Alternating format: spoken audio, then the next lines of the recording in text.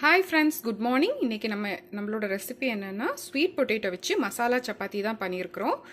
அது என்னன்னு பார்க்கலாம் எப்படி பண்ணுறோன்னு. இது இந்த மாதிரி திக்காக திரட்டிக்கணும். ரொம்ப சாஃப்டாக இருக்கும். ரொம்ப நேரம் ஆனாலுமே அது அப்படியே சேம் சாஃப்ட்னஸோட தான் இருக்கும். இதுக்கு என்னெல்லாம் தொட்டுக்க வச்சுருக்குறோன்னா டோஃபு பட்டர் மசாலா வச்சுருக்குறோம். அப்புறம் கொஞ்சமாக குக்கும்பர் அண்ட் கர்ட் வச்சுருக்குறோம். இது சும்மாவே சாப்பிட்லாம், நல்லா டேஸ்ட்டாக இருக்கும். இதோட ரெசிபி எப்படி பண்ணலான்னு பார்க்கலாம்.